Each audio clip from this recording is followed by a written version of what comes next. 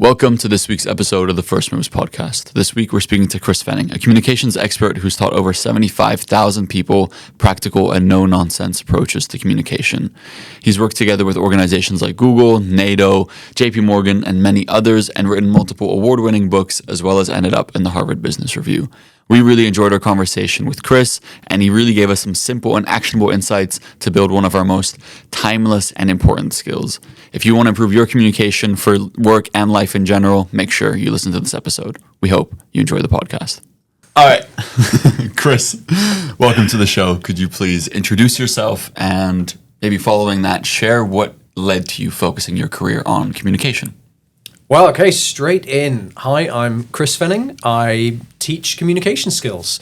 Think of me a little bit like Google Translate for techies talking to business people and also helping people be clear and concise in everyday communication. And the second part of the question was, how did I end up doing that? Well, in the beginning, how long can I make this answer? The journey to doing this was unusual. I think a lot of people who work for themselves end up with an unusual founder's story. And I spent 20 years employed. I was working for other companies around the world, 6 different industries. I think I'd worked in 20-something countries before I took the leap in my late 30s to doing this. And the reason for the change was I'd spent my entire career attending communication training that didn't really help me.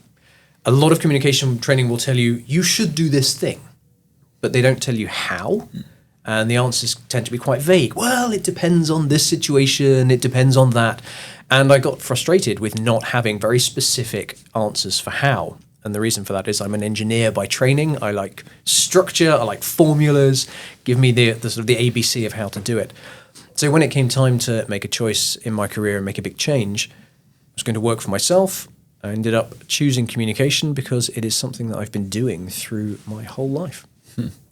I think also the value of communication is really high. Like as Sebastian and I were preparing this episode, we were sitting down in the faculty, the business faculty, and these 2 janitors come up to the coffee machine.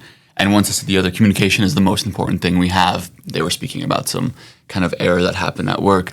And we thought, that's really funny that we're preparing for Chris, and then this little thing happens. Coincidence. Yeah. So seeing your work revolves around communication, you see the value in it, right? You're selling the value effectively as well for your livelihood. So what makes communication so valuable? It's so that statement, communication is the most important thing that we have. I agree in part.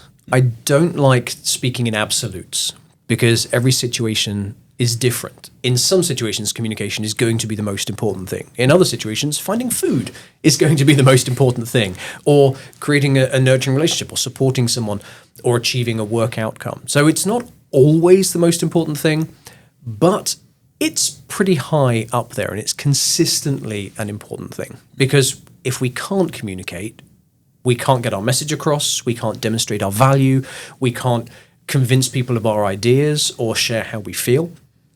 And in terms of how important it is, there's a fantastic communications expert called Vin Yang. And he describes, he's got a very good description of why communication is important. And he says, if you are technically a 10, but your communication is a 3 in your ability, people are only going to see the 3. And people will judge you at the level of your communication, not your level of ability. Because if you can't communicate, you can't show people what you can do. You can't convince them of your ideas. You can't take the credit if someone else is trying to take that away from you.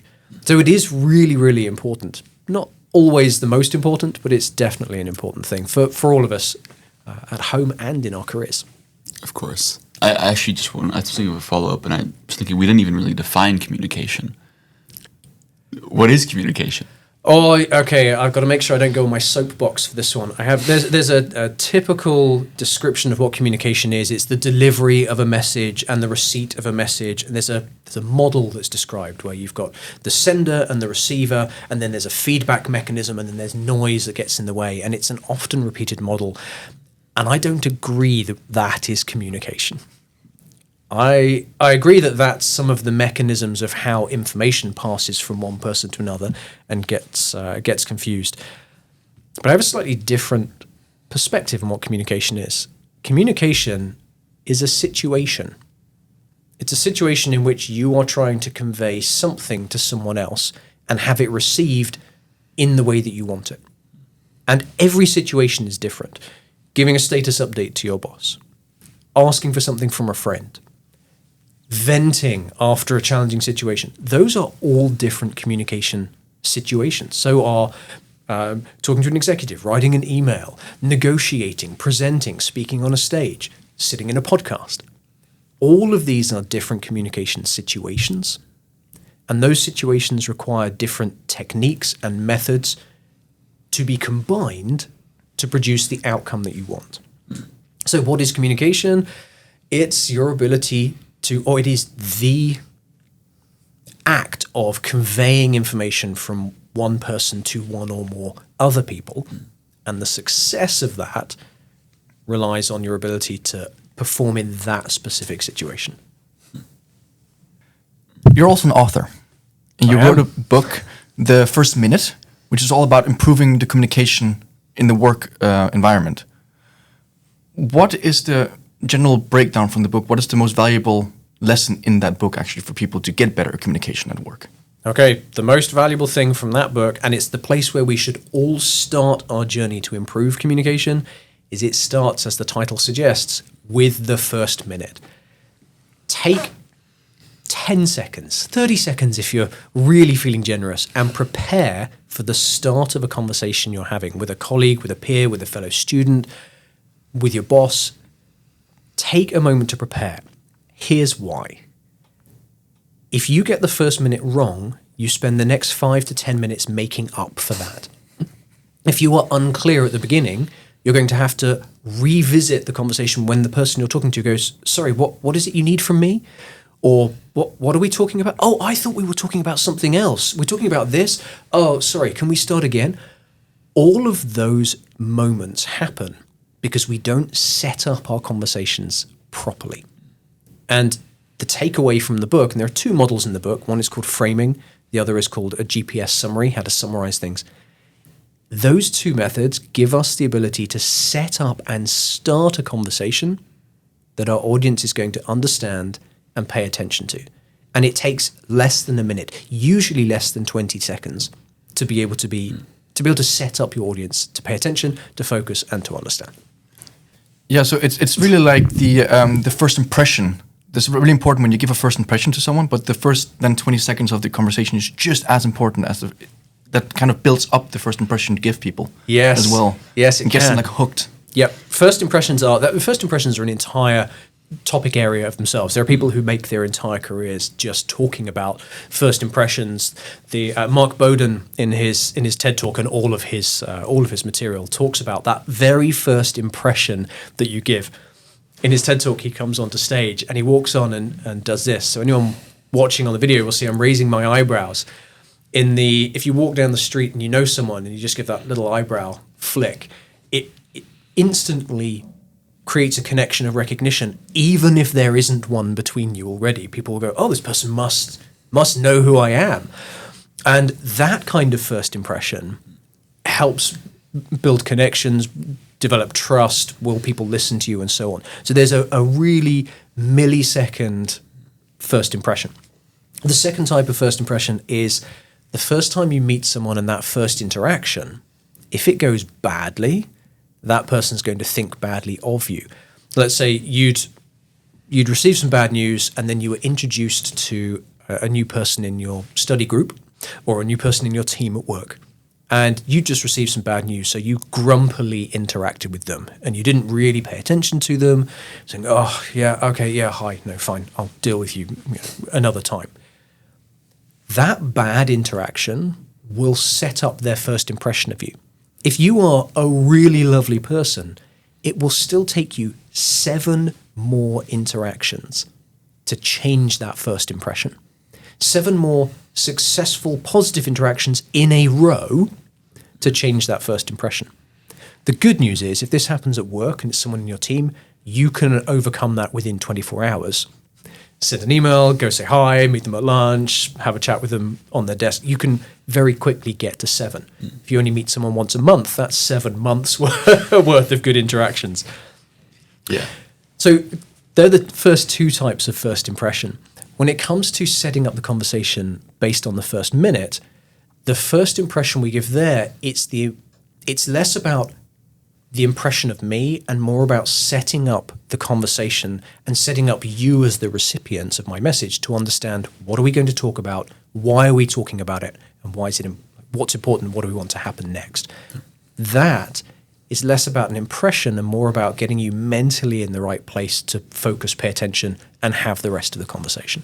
Yeah. Yeah, I was going to relay some personal experience as well, because we were speaking briefly before we started recording about what Sebastian and I do next to this. Yep. And we spoke about my previous company, Disorder, where, we'd have team meetings with 7 or 8 people, and you would start meetings, and I had to very quickly learn the value of clearly instantiating what it is that the goal of this meeting is, what we're going to do, the context, not only verbally, but also in some other ways as well. And I think that it always set the tone.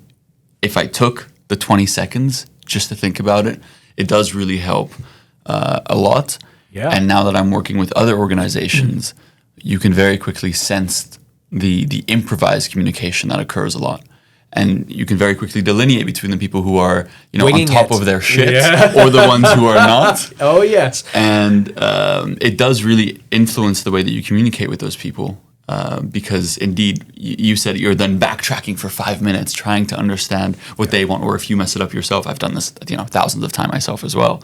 Backtracking on yourself, saying, "No, I meant this because of that," and it's a very tiring and messy process. Oh, yeah, and it's not really like you messy. resolve all the loose ends immediately. There can be unleft questions that are left unanswered. Oh, and the more you try to unpack a conversation, the more you have to keep in your head, mentally organize things, which is difficult. Yeah. We're talking about first impressions, and the effort it takes. If someone's disorganized when talking to us, it can feel disrespectful. If someone comes in and says, "Hey, can I talk to you about a thing?" and then they think out loud or just try and organize their thoughts as they come out of their mouth, that may be helpful for them, but it's really not a good, respectful use of my time. And at work, there are very few jobs where we've got loads of time just to sit around and you take your time getting to that point. I don't have a backlog of things to do. I mean, got an hour to kill here. It's not like that. We're always moving on to the next thing. Time is important because we're under pressure. So if you're disorganized, it's disrespectful to me. You mentioned the meetings. There is a very simple thing that makes the biggest change to meetings. And this is part of a book that I've got coming out later this year, which is now called Effective Meetings, Great Results. Oh, the title changed this week. So it's Effective Meetings, Great Results, Less Pain Every Time. Okay. And the thing you can do at the beginning of your meeting, in fact, you should do it before you write the invitation, is to decide and identify what are the 3 things that define your meeting. What is the topic? What is the purpose? And what is the output you would like to produce from it? If you cannot say what those 3 things are, how can you plan the right activities? How can you invite the right people? How can you know whether you've succeeded in achieving what you need to in that meeting? So if you're bringing a group of people together and taking them away from their work, and you've got 5 people in a room for an hour, that's 5 hours worth of work, you better know the purpose. What is the topic? What is the purpose? And what are we going to produce in that time? 3 things, TPO, put them in the invite, and then everybody else knows what the topic, purpose, and output are as well. Yeah. No, it's very interesting because with the work I do around organizational health, it's not very difficult, but it's about very simple and disciplined action that leads to these specific outcomes. And I think the worst part is that you only really experience the pain of those things when you're on the receiving end usually. There's a metaphor for business in general. Exactly. It's not exciting stuff. It's simple, consistent application of easy things. Absolutely. But I think that because it only really happens, or you only really notice it very clearly when you're on the receiving end, unless something goes very wrong, many people believe that they're actually good communicators or that their communication skills are fine. But until it's something an other goes person problem, right? Communication is that's an other people problem. Yeah. What is it? The fundamental distribution, fundamental misattribution error or fundamental attribution error, like a bias that we have. Oh yeah, it's not me. The other people are bad communicators. Yeah. And it's a them problem. Exactly. For sure. Never me. Never me. Oh, I wonder what John said last week. I don't remember. Or what I said to him. I don't remember. Yeah. Anyway. But I think we're often so blind maybe to our own style of communicating and our own mistakes that we make. What are some of these very simple, actionable things that you were listing with your engineering brain, so to speak, that you've kind of now defined as being useful to make sure that your communication is effective? So what can people do? What do I do that really makes communication effective? It's the simple stuff. Easy to say, hard to do, because you have to build the habits and practice these things. The first is have a bit of structure. Take a few seconds. You're about to talk to someone. Take a few seconds to work out what is the topic, what is the intent of this conversation, what is the point I want to make. If you're describing something, describe it in an organized way, not in a stream of consciousness way. And there are lots of different ways you can structure a message depending on the situation. I'm going to some of those if you'd like, but just know that there are simple structures, usually 3-part structures: goal, problem, solution, before, during, after, short-term, medium-term, long-term. Lots of 3-part methods you can use to organize information so that your audience can really get it and interpret it more easily. So structure is the first thing.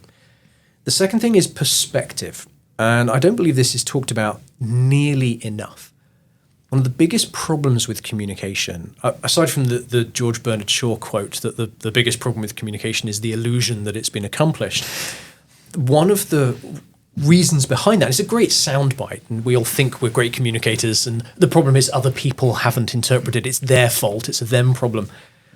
One of the challenges is we communicate from our perspective. We communicate knowing what's in our heads, and we have the information, the detail, the context. And we know why something's important to us. But the people we're talking to have no idea. And they don't have the same information. And they don't have the same perspective. I'll give an example of this. Politicians are great at this. Love them or hate them, but politicians are great at this. Let's say I was a politician and I wanted to I was trying to get support for an education policy. I want to spend more money on education. If I have one line to describe why this education policy is important, that's not going to resonate with, it's not going to work for everybody. So if I'm talking to parents, I would say this education policy is going to make sure your children are set up for success in the future that is coming. They will have the best possible start.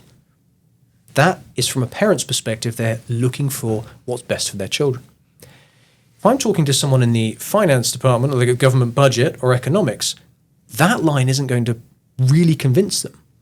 Their perspective might be better addressed by saying this policy is going to ensure that future workers earn more in our country and generate more tax revenue for us. Very different message. Say that to a parent. My kid is not just some future tax revenue for you. How dare you consider that? Different perspectives. I've given a fairly sort of broad and unusual example, but think about it at work. If I have an idea in my team and I want to convince my team to do something and my boss to do something, in my team, their perspective might be, what does it mean for us, for our time, and the work that we have to do? The boss might be interested in what does it mean for the business? What does it mean financially or time-wise or in relation to customer satisfaction? Yeah. So when we communicate, we have to consider a different perspective. So the first one was structure. The second one is perspective. Take a moment to think about the perspective of the people you're talking to or writing to and translate your message into something that makes sense and is understandable from their perspective. And that breaks down so many problems. I just want to talk about the structure again, because you mentioned how you as a communicator should make a structure of the message. But I want to flip that around, because I've had that very often that an employee comes to me and tries to give a message and it's completely unstructured. And when you then start kind of digging into that the communication from their part is bad, they go defensive. So it's really difficult to kind of tell someone this was really bad communication. Yeah, don't tell people they suck and then say, but I'm going to help you make it better. That is certainly a way to get people's backs up. Exactly. So how would you approach that? Because there's two sides to it, right? The person who delivers the message and the person who receives it. And the person who delivers it always thinks, my delivery was spot on. It's the receiver who received it completely wrong or completely didn't understand what we're back to it's a them problem. Exactly. but how would you communicate that structurally to someone that your structure is maybe a bit off here? It's not just me that receives it wrong. There's actually something fundamentally wrong in the message. So there's two parts to this. The first part is you want to be able to understand their message. So you've got, how do I help get the clarity in what they're trying to talk to me about? The second part is, how do I deliver the feedback so that they can communicate better? The great thing is you can do this in a similar way. So if one of your employees has come up to you and and it's sort of a stream of consciousness and they're just talking to you, you can use one of the frameworks that's in the first minute to help give them structure. And it starts with, how do you interrupt them? Or just a little hand up. But hand up, open, palm out. This is just about the only bit of body language I teach. There's plenty of other people who are brilliant at teaching body language, but this is a really powerful move. It's a combination of stop. Open palm means I'm not attacking you.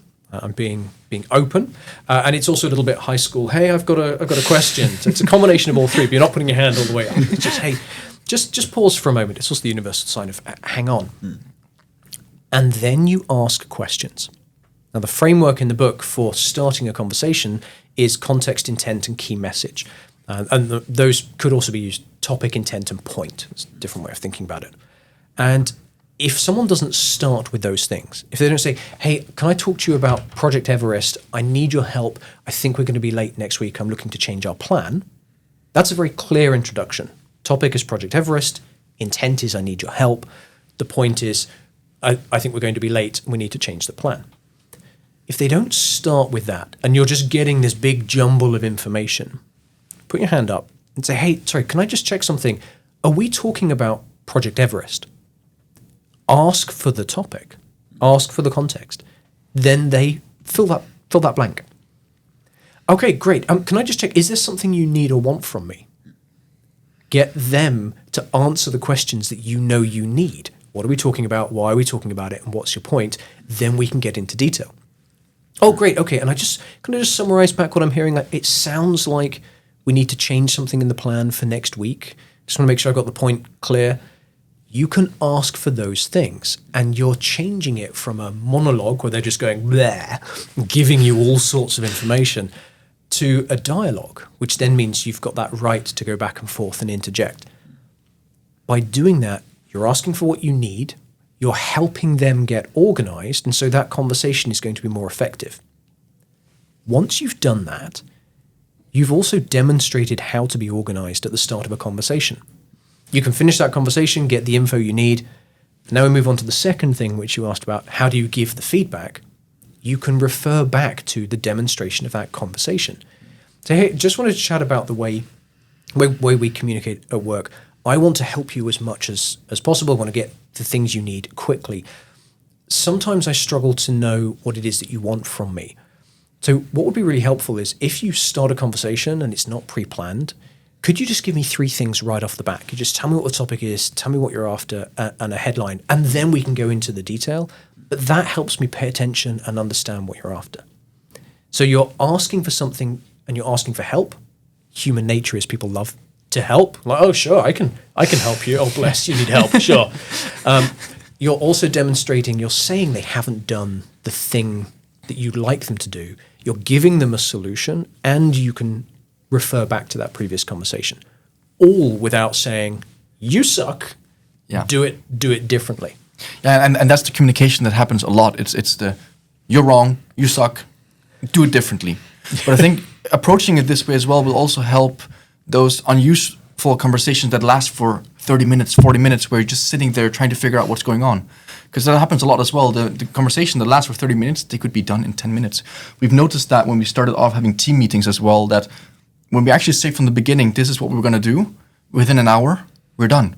When we don't say that, after 2 hours, we're looking at each other and we actually have other appointments as well that we need to make. What did we achieve? It doesn't help that Sebastian and I are friends who will get lost in 10,000 other topics while we're there. So then if we don't set the frame, we just go everywhere. And Conversation deviation, going off on different tracks. Yeah. But knowing what you want to achieve in a conversation is not only going to get you more likely to get you the results that you want.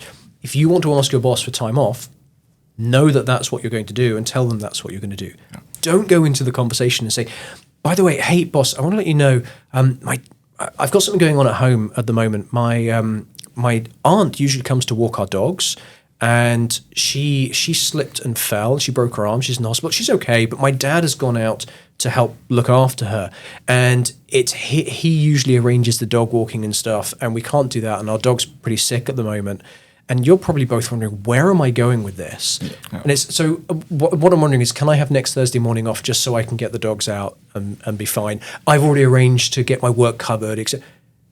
The actual point of the conversation is, hey, boss, can I talk to you about having next Thursday morning off? I can just explain why. Yeah. Get to the point quickly and then explain it. Otherwise, your audience is thinking, where is this going? And very quickly they get frustrated. Why are you telling me this? Why are you making me work out what to do with all these bits of information? All irrelevant. Get to the point fast.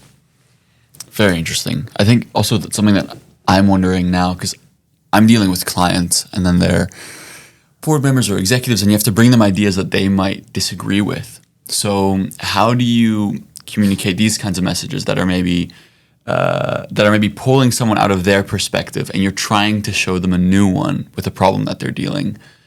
Nice. How to change someone's perspective. You won't. Okay. We don't change our perspectives. Look at any country in the world with the political situation at the moment. It's always us and them. Think of things in our own lives where someone tries to convince you of something. They can come as logically as they like. You still believe your position. So you won't change someone's perspective. It's very unlikely. I said I wouldn't talk in absolutes. It's very hard and very unlikely to change someone's perspective. But you don't have to. So you're coming to an executive with an idea. You don't have to persuade them from your perspective. You have to connect your idea to their perspective. So I'll use an example to break this down. Let's say you've come up with an idea that will speed up a process within your team, but you're looking for an investment of 100,000 to make it happen. You're going to the executive and you say, our team can be faster. This is great. Our team will have less stress. We'll be able to get through the work quicker. It's going to cost 100,000. It's going to take 3 months to do, but our team is really going to benefit from this. Is the exec going to care? Probably not. Okay, what if I presented it this way? I have an idea to improve the efficiency in my team. What this means is we'll have 50% more capacity to do other things and other projects within the organization. It also means we'll complete this piece of work faster, and customers will get the thing they want quicker, and that will improve customer satisfaction, which, by the way, generally means better customer retention, and it's easier to keep a customer than to pay to get a new one. I went second, third, fourth order effects, but what is the exec most likely to care about? The outcomes that are business related, financial related, customer satisfaction related. I'm not saying all executives are heartless and don't care about you and your team and stress and so on, but there are different priorities. They've got a company to run and keep functioning for all the other employees. So take your idea and express it in terms of three things, efforts, outcomes, and timeframes.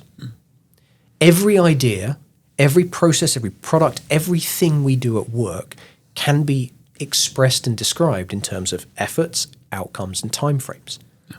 It'll take this much time, money, resource, or energy to produce financial efficiency, speed, compliance, quality, safety outcomes, and we will do them now, next week, in a month. They'll last 1 day, a year, etc. Find the perspective your audience cares about. We talked about this earlier. And talk about those three things. I think it's interesting because I've used the second part where you were talking about outcomes, efforts, and time frame, but not tying it to their perspective is where it's gone more wrong. Yeah, because I've done the second part and they're like, oh, that's really nice. But then if I don't tie it and link it, then they're like, sounds really nice, but then the intrinsic drive to then go do something with it is less. But it's just not a priority right now. It sounds really nice, but I just don't care about it. Yeah. If you want someone to care about your message, there's one thing that makes all of us care. And I'm going to tell you a story before I tell you what the thing is. There's one thing that makes all of us care. If you got a letter in the post or in the mail, and the letter was from your internet company, and it says, great news, internet speed is going to triple in your area. We're investing 50 million euros in upgrading the infrastructure. We have 10 teams out working night and day over the next 3 months to install new stuff. How much do you care about that? I'd give a thumbs up and throw it away. Yeah. Okay. I like that you'd even give it a thumbs up. Most people go, oh, this is just trash. Away it goes. They don't care. What if you got a letter from them that said this? We're upgrading the internet in your area. Your road will be closed for 3 days next week while we dig it up. How much do you care now? A lot. What's the difference between those two? One is an obstacle, the other one is a tool. Yeah. Yeah. And an obstacle, there's an impact, and there's an impact to you. The thing we pay attention to, the thing that makes us care, is an impact to something either directly to us or to something we care a lot about. So if you want to make your messages resonate, if you want people to pay attention and understand and buy into your messages, connect it to an impact that they care about. Relevance and impact, it's the same word spelled differently. More relevant, more impact, more relevance. Nice. I'll be using that. I'll definitely use Dude, it's that as good. well. It's such a powerful thing, but none of this stuff is complicated. And I get to say that I'm a satellite design engineer by training, so I'm a literal rocket scientist, or was. Don't get me to do rocket stuff now. This stuff isn't rocket science. It's simple stuff, but we're not taught it. And the really difficult thing is practicing it, remembering and applying. Because we spend the first 20 years of our lives being taught how to communicate socially, and we learn by example of the people around us. And we then go to work and we're expected to communicate crisply, clearly, concisely, relevant. How do we make that shift from talking in a bar with your mates to updating an executive on an idea that could cost or save millions? That training gap is huge. Yeah. Also because we don't speak the same language around communication then, so we don't know how to even give feedback to other people about it, which is why Sebastian's question earlier was so useful, because I've always wondered as well inside my team, okay, how do I give you feedback on your communication, but am I communicating that effectively? Because I don't even know the bits and pieces that I need. Yeah, so I'm just like, how can we untie all of these weird ends together? Because if you don't even understand what you're talking about that well, and you don't know how to do it because you've never been taught it, then you can't improve it either. That's true. So there are two ways, lots of ways, but I believe there are two broad ways to improve communication. One is to go and research and study and learn about the methods and techniques for the particular communication situation that you want to improve. So way back at the start, I talked about communication situations. If you want to get better in meetings, go and learn how to be better in meetings. Don't go and learn public speaking, because that's not going to help you in a meeting as much as getting organized and learning how to keep things on track, time management, etc. So pick a situation you want to improve and go and learn what the techniques and methods are for that situation. The second thing is talk to people. You both have teams. You've mentioned teams multiple times. Go and ask how they would like to be communicated with. But don't ask that in a very broad question because it's difficult to answer.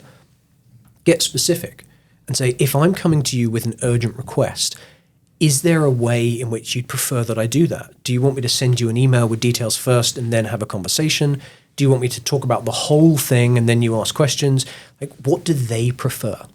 What are their preferences? And this is the key to many communication problems, cross-culturally, globally, virtual teams and so on. Communicating in the style that the recipient likes, is going to make your communication more effective. The trouble is that takes time and effort, and we want to do it our way. Yeah. But that, if you communicate in the way that other people like to be communicated with, that's going to solve some problems. So if you're the boss of a team, talk to your team individually and find out what their individual preferences are, and then adapt a bit.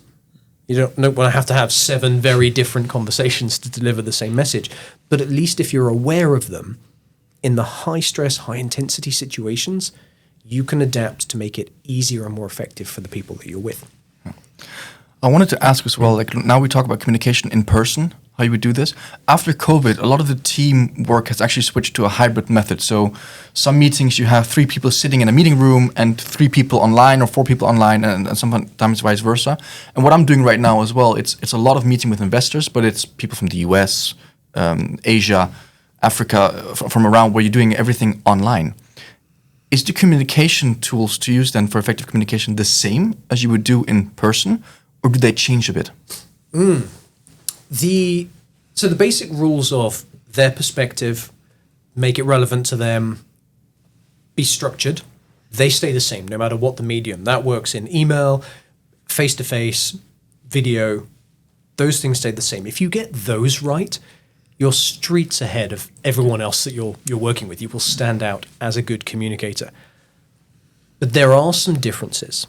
But the differences aren't so much in the methods you use. It's the difference is particularly video. So let's say Zoom or other tools are available. If you are on a video call with someone, it takes more effort and energy. It takes more concentration on elements that you don't have to pay attention to as much in person. So we're sat across the table from each other.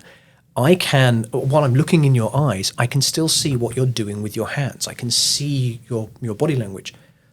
Not everyone can read body language, but at a general rule, we can tell if I'm sat here like this, I'm leaning forwards with my fists on the table, my body language is aggressive to you. Anyone listening to this in the podcast is probably hearing my voice is pretty much the same, but my body language is not happy. Whereas now if I lean back in my chair and I'm all relaxed, I'm very unprofessional. You can see that even when you're looking in my eyes. On a video screen, you're limited. You don't see as much of the body. You can't tell what someone's doing. And it's made worse by the fact that we look at faces, we don't look at cameras. So what we see on a video call is somebody looking off to the side and typing. Well, are they taking notes or are they just answering an email or looking up, like reading the news? Yeah. So all of the things that we are used to in person, we have to pay more attention and more effort to online. You have to pay attention. You have to look at the body language. You have to start to ask, I got the sense that you might have, I might not have been clear. Again, not saying, oh, you're confused. It's saying, I might not have been clear. Is there something you'd like me to clarify? Paying attention to where their focus is. Are they drifting? Those make it harder to communicate. So we have to put more effort into the things that we do subconsciously. This is all assuming people pay attention to those things anyway. And I have a big bias in that I do pay attention to it. It's part of my job. But we can all tell if someone's engaged or not. If we're paying a little bit of attention in person, you have to pay a lot more attention online. I also wanted to bring this to the home front. How do you take all these techniques then to having a conversation with your loved ones at home? That is a really great question for another guest. There's a TV show from a while ago called The West Wing, which is a US political show. And in one of the episodes, one of the main characters decided to try and fix Social Security. And there's a line that said, Social Security is the third rail. Touch it and you die. And for anyone who doesn't know what the third rail is, trains run on 2 rails next to each other. The power can come from the third rail next to it. Don't touch the electric one. In my line of work, for me personally, that is the third rail. I'm not a relationship communications expert. I could use some help in my own. Mm-hmm. My wife, I love my wife dearly. She puts up with me. Thank you. I'm very grateful for putting up with me. There's lots of great people who can provide relationship advice. That's my official line.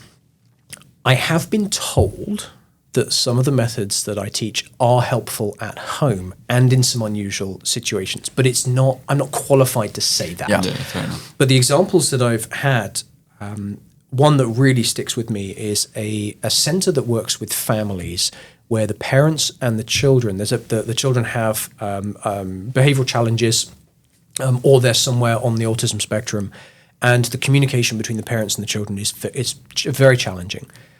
And there's a center that works with families, and they use the methods from the first minute because it takes out the emotion and it helps people structure a message.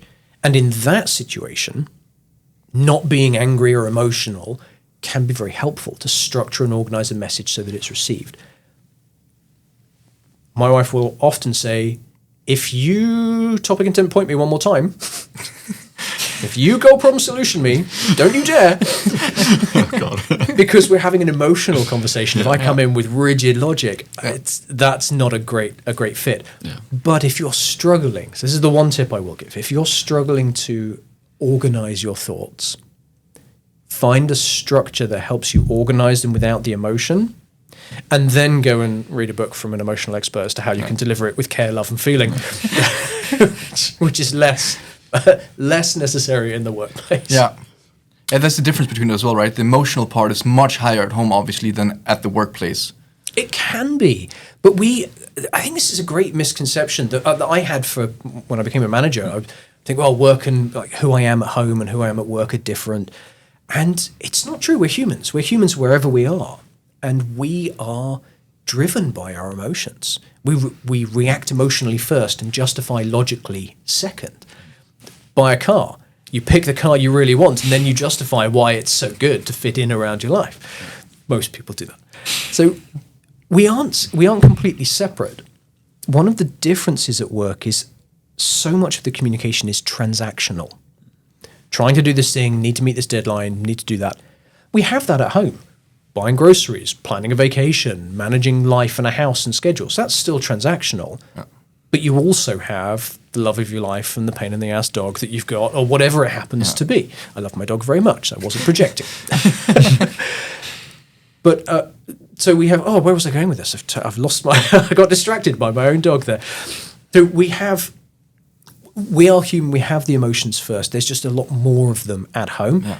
But anyone listening to this, don't think that when you're at work, you turn the emotions off. Mm-hmm. You don't. But you do need to be aware of the impact they have on others. And it just takes a bit more consideration in that professional style environment. Yeah. For me, it's a very useful feedback tool, actually, emotions and things like this, in terms of just understanding how I react to situations. I remember there was a situation where we had worked months on a new clothing collection in Inside Disorder, and the design team presented it to us. And we were like, wow, this looks amazing. But there was just a slight off feeling in myself, and then I kind of started to feel in the entire room. And it was the colors, and they were wrong. I mean, it's just colors. But we all felt kind of like, eh. And then just listening to that emotion and then being able to deliver the message on the flip side in terms of why am I feeling this, understanding it and investigating it, and then realizing it was because of also still rational reasons. It was completely the wrong colors for the season, for the message we were bringing across. And then being able to articulate it from an emotional reaction actually turned into the design team within the next few hours, turning it around, ordering the prototypes, and then it being the most successful collection we ever had. Nice. Self-awareness, that gut feel. There's quite a few studies about gut feel is your body working faster than your brain, than the conscious brain.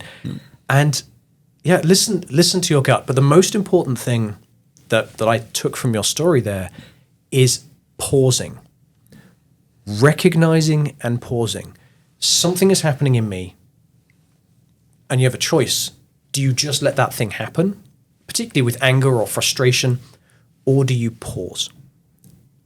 And pausing is almost always the best course of action. It only needs to be a second, but just catch yourself before that big immediate response. Oh, that's really dumb. Oh, I shouldn't say that to my boss. Or I shouldn't say it to anyone, really. But take that moment. You're going to have a reaction. And this takes a lot of practice and a lot of effort and self-awareness over time. And usually the learning happens after a bad event. After that time you blew up, or you said the thing, your mouth worked faster than your brain's stop lever can be pulled, and the thing comes out of your mouth.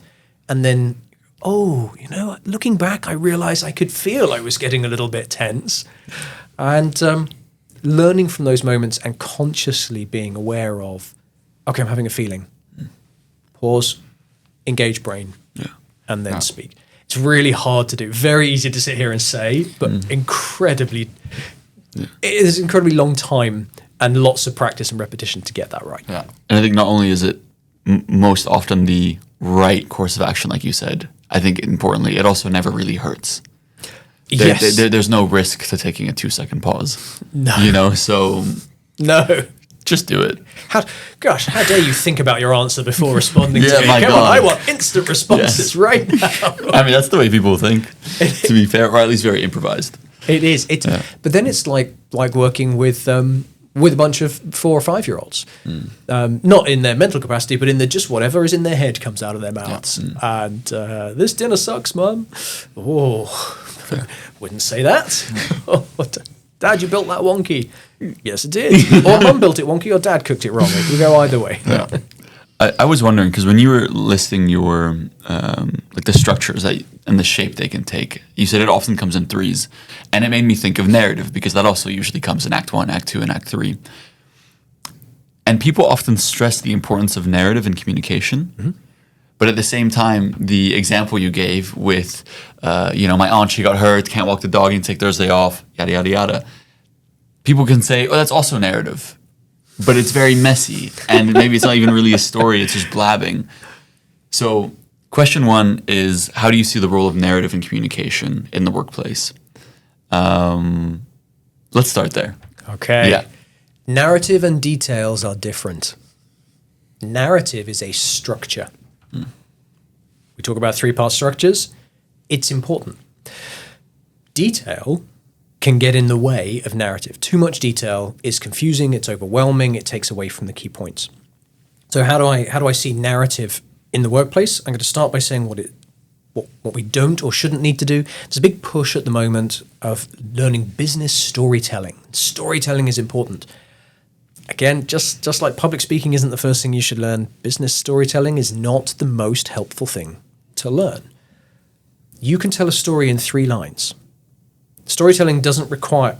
I'm going to go back a moment. Business storytelling is hinged in things like the hero's journey, which is the full character arc you see in books and films, and the structure of a true story, how to bring people in, how to hook them, how to create suspense. No one wants suspense at work. Don't go into a meeting, and no one wants a story in a meeting that goes, once upon a time. Like, oh, you better get to the point fast. Nobody wants that. And the suspense isn't exciting and drawn in. That works in films and books. But suspense at work is, what does this mean for me? What are the consequences? And I'm either going to stop paying attention because I don't care about the suspense, or I'm going to get the really wrong idea of what's coming. So a lot of the story mechanics and business storytelling and getting people excited are not helpful for day-to-day communication. Yes, if you're the CEO giving a keynote speech at the annual event, storytelling is important, but that's not what most of us do. But narrative is critical, and narrative comes in these frameworks. I've mentioned something from the first minute, which is goal, problem, solution. That's a narrative structure. It's a story structure. And I can use it for giving an update, presenting an idea, answering an interview question. Here's an example. Hey, boss, we're trying to deliver the new software release by next Thursday. That's our goal. The problem is the main developer is out sick for this week. What I'd like to do to solve this is bring in 2 people from a different team. Or what I'd like to do to solve this is, can we have an extension for another week? Or et cetera, et cetera. But I've told a story. I've told a story that we're trying to achieve this, here is the problem, and this is the solution. And that narrative avoids one of the most common and frustrating conversation situations that we face, which is a backwards conversation. And a backwards conversation goes like this. Someone in your team comes up to you and says, hey, can I have your approval to buy this thing? And the question that you have in your mind is, why? Why do I need this? Feel free to speak up. It's a podcast. What? Whoa. Interactive, guys. Why? Oh, well, because we're trying to solve this thing over here. Well, why is that important? Oh, because we're trying to get to here. So I've come in asking for something. And what we've done is we've moved further and further into the past, away from the thing that I want. Whereas if I begin with, hey, our goal is to achieve this thing. We're trying to do this by next Friday. The problem we're facing is this. Can I have approval to spend that? Right. I've told you a story, where we're going, problem, what we're going to do about it. I've given you a narrative, and we've not gone backwards. I've led you to the point that I want, which is then, okay, you've got some questions about how much and when, etc. But we're now talking about the solution, not why we need it. And that is the power of narrative. Yeah. And you're operating then in the present where you can make decisions. You can't make decisions in the past. So if you keep taking it back further and further and further, Yep. you feel like you've lost influence or control, and you're thinking, okay, well, why the hell did that happen in the first place? Yep. Oh, and then you start unpacking. Well, why Yeah. was that a problem? Who did it? What caused it? Yeah. And you start digging into the history. Whereas, who cares? Yeah. I mean, yes, maybe someone's care if there's a really big problem, but generally speaking, we want to understand why we're being asked to do a thing or for permission for a thing. So give it to them. We're trying to go over there. There's a problem. I have an idea for a solution. Is it okay if we do that? Yeah. And even in that instance, it just helps you execute faster. So Yep. even if it was a massive crisis situation, actually not even, then it's even more important that you handle something quicker. And then you can do a postmortem afterwards. Oh, you yeah. know, right? And then break it down and ask the why question 6, 7 times, however many times you want to do it. Talking about risks and issues, giving updates, something's on fire, there's a massive problem on our project. Yeah. Okay, again, we could have set up the conversation. Hey, I need to talk to you about our project. I need to give you a heads up on a problem. The point is, we're going to be late for this, or we need more money, or something has happened. Yeah. Let me give you a quick summary of what's happened. We're trying to achieve this thing. We've experienced a couple of problems. Here's what they are at a high level. Here's what we are going to do about it or would like to do about it. You've guided people to a future-focused conversation. Yeah. Yeah. And the more critical, the more urgent the thing is, the less you want to have like opening the box and pulling all the wires out, what's going on. You just want to, let's talk about the solution. Yeah. And for the listeners, that's also in a Harvard Business Review article. I think you wrote about the same process. I did. Good research. As we do. So you can refer back to that as well. It's very useful. And I think it's something that I've also thinking of started to apply. And I think it would have helped with my team if they came to me with something rather than pulling me into the past where I can't think straight anymore. Yeah. Because it becomes conflated with a bunch of different information. So it does. So let's go back to the question you said earlier. How do I help other people improve their conversation? Yeah. To avoid the you suck, do it this way. Demonstrate it and give your team the tools to communicate with you in the way that you need. Yeah. And you can do this with little scripts if they're, depending on their level of professionalism, how far they are in their careers, how open they are to receiving written instructions. But whether it's written or verbal, you could say, hey, if you're coming to me with an issue, what would be really helpful is, can you give me these 3 things up front in this order? And it doesn't matter if you deliver them as bullet points, that will really help me get my head in the right space to listen to the rest of it. Is that something you can do? No. And then once you've asked them to do that, the next time they come with an issue, if they're verbal diarrheaing, you can say, hang on, just can you give me those 3 things? We talked about it a little bit before. Can you just tell me X, Y, and Z? Yeah. What is the goal, problem, the solution? What is whatever your structure is going to be? And then you've asked them for it, and you've also told them how to succeed. If you want my attention, and I want to be as helpful as I can to my team. So to do that and to help get my head out of the 100 other things that I might be thinking about, if you can just hit me with these 3 bullet points, I'll be lasered in on what you want, and then I'll be more able to help with your situation. So, Chris, we've spoken a lot about your work, and a lot of our audience is on the younger side, and I think they're still trying to kind of find their path, and you've landed in quite a unique self-employed position with the work that you do. So what kind of advice would you kind of give to maybe your younger self or other young people in terms of kind of like finding your own path? Finding a path. Well, I never knew what I wanted to do when I grew up. And I was 37 when I started making real choices to land where I am now. So the advice to anyone starting out is any decision you make is not final.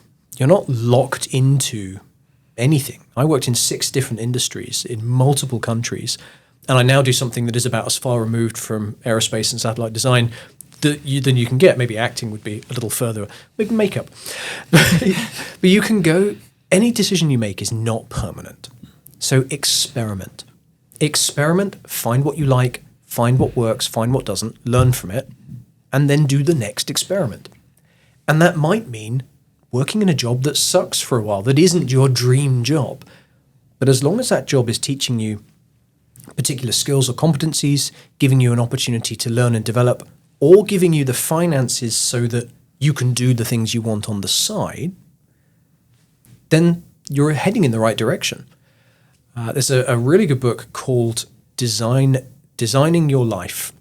And I forget the author's name. They're 2 professors from Stanford University, and it's the most popular program at Stanford, and it helps students identify what they want to do and what would make them happy, what they believe would make them happy in their lives.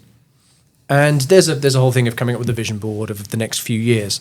And then the most important piece of advice that I took away from this was go and find out. If you think you want to go and run a restaurant, go and talk to people who run restaurants and ask them what it's like. And your dream of being out front and interacting with customers may actually be an administrative nightmare where you're stuck in a back office dealing with late orders all the time. Go and find out. Go and work in a restaurant. My dad gave me a piece of advice repeatedly for many years. And I eventually listened to it. He said, don't just talk about doing something, go and do it. If you want to be a pilot, go and pay for one private flying lesson. You might hate flying, but don't live with this dream of becoming a pilot and doing nothing about it. Go and take the first step and find out if it's real. To come full circle, experiment. Your decisions are not permanent. You're not locked in. Have an idea. Go and try it out. If it doesn't work out, have another idea. Yep. I think that's very valuable to say also that the study you do doesn't define you. I have a lot of friends who are looking for jobs and then they come back and saying, there's nothing for me to find because I'm only looking for this because this is what I studied. But with that study, you can do X, Y, and Z extra as well, or take another job, or do something completely unrelated to what you studied because you're still qualified for doing it. Yes. And that's what a lot of people miss to see in the opportunities that there are around. Yep. There's topic knowledge and topic expertise, and then there's competencies. Yeah. Your ability, communication, run meetings, solve problems, those are transferable competencies. And the image of a career being a ladder is very 1950. Yeah. That's 75 years ago, which is scary to say because it doesn't feel that long ago. But that's very 1950. Now it's a lattice. You can move up and across. And I know a lot of people, and I've done this myself, who've moved backwards in terms of career position. It's not always become a junior, then an intermediate, then a senior, then an executive. You can move down a rung to move across into a different industry. Yeah. And that is still valuable. If it takes you where you want to go, we think short term, and we shouldn't. We should think long term, and long term isn't just one long line. It's lots of very small steps that go in all sorts of different directions. Yeah. So we were not locked into what we study. So here's, as an example through my career, I studied aeronautics and astronautics in the UK. And I went to work for a defense company. And within a year, I was doing business stuff for the defense company. I then worked for a telecoms company, and then a travel company, and then an internet company, and then a healthcare company that was an insurance company, and now I teach communication skills. That's not an obvious linear path. But every single job made a lot of sense moving from one to the other. It just wasn't a straight line to becoming the person who designed satellites at NASA. Exactly. And I think the thing is that you have to live life very much in a forward-facing direction, which is why those changes make sense in that moment, but only does it really make sense in retrospect. At least when you zoom out. That's what I had with my past projects and ventures and things like this. I was like, how the hell did I end up here? And then I look back and I'm like, oh, that connected to this and this connected to that. And that was led me to build those skills, which then got me here. And therefore, I like what I'm doing now. Yeah. Right? And it's all that experimentation. I think with the restaurant, I have a very specific one. I wanted to open my own restaurant. I was obsessed with the Netflix show, Chef's Table, when I was a teenager. I was cooking all these fancy things at home. And I told my parents, I want to go to culinary school in France and do that. And it was like absurd amounts of money. You know, like the best culinary school there is, of course, was like, let me go do that. They said, go work in the restaurant next door first and see how you like it. Wise parents. Yes, very wise. I now prefer to eat at restaurants, and I will probably never want to work or own in one unless I have an absurd amount of money where I can just run it without having any worries. Nice. It's not made for me. What a great... Not made for you. Yeah. That is... understanding what we don't like and being able to admit it is so important. I had an interview question in a job. This was pretty late in my employed career, where I was asked, what would you not be good at? And I'm fairly confident / arrogant. And of course, I could do anything, except I couldn't be a dance instructor. I'm not very good at dancing or singing and so on. So I came up with some answers that were good enough to get the job. But in hindsight, not only should I realize that I'm not very good at everything, but I don't like everything. That's the most important thing. And I'm just sticking with restaurants and giving them a bit of a bashing, but I don't like having to pay incredible detail to every temperature and amount of time that every piece of food, working under incredible pressure where somebody, just because they're having a bad day, says they don't like the food, and doing that in antisocial hours. I don't like those things. Could I do it? Yes, I've actually been a chef's assistant in a restaurant and done that stuff, but I didn't enjoy it. So recognizing what we like and don't like, going and working, you worked in a restaurant and went, oh no, I don't like this. I'd rather eat the stuff. Own it. And have confidence owning what you like and don't like. Because the sooner you get to the point that you can say, oh, I don't like doing that, well, then that's a whole area you don't have to worry about, think about, you know what to avoid. When people say, oh, there's a great opportunity in this space. Like, brilliant, great opportunity for someone else. Yeah. And I think otherwise you always go through your life with what if, which then maybe breeds artificial regrets that would have never been regrets in the first place because you didn't try. There's a whole podcast episode there. One line. That's for another time. Yes. Chris, I mean, we ask all our guests to bring an object or maybe two of personal significance. What did you bring today and why? I brought two. Thank you for giving me that out. I've brought with me two very small carved stone statues. I'll hold them up. I don't know how well they will come up on the camera. One is a tortoise and the other is a hare. And the Aesop's fable of the tortoise and the hare, and the race, and the tortoise won by being slow and steady. These sit on my desk. I have very little on my desk other than paper when I'm working on stuff. These are two of the only items I have. And my natural tendency is to be the hare. Rush in, there's a thing, go ahead, rush. But I know that careful planning and detail makes a big difference in the end. So the tortoise is there to remind me I should be more like the tortoise. I'm not ignoring the hare, but it helps me remind me that sometimes I need to overcome my natural tendency to rush and take that slow, steady approach. And I'd like to say it's been helpful. They certainly they add a bit of color and variety to my desk, but it is a useful reminder for me. And my biggest successes have come from steady and not from rushing. Yeah. So slow and steady wins the race. It really does. To coin a phrase, it really, really does. Someone said that once before, I think. Yeah. I don't know. A story in it. Yeah, it sounds familiar. Yeah. I mean, I think for me though, it's also context dependent, like the communication we spoke about on the situation. Because I think the best situation for me is being a turtle at the beginning, and once I figured it out, then I can be a hare and just go. You can go faster. Yeah. It's the don't rush in. Yes. Yeah. And don't be arrogant and fall asleep under a tree believing that you're going to win a race. Also. Less generally applicable to my day-to-day life, but yeah, fair. Still some business lessons in there as well. Yeah. Well, it's been an absolute pleasure, Chris. Thank you so much. Really appreciate it today. A lot of insights and a lot of puzzle pieces clicking, I Definitely. think. Yeah. Well, thank you for having me in. It's been a really enjoyable conversation. Wonderful. Thank you. Thank you for listening to our episode.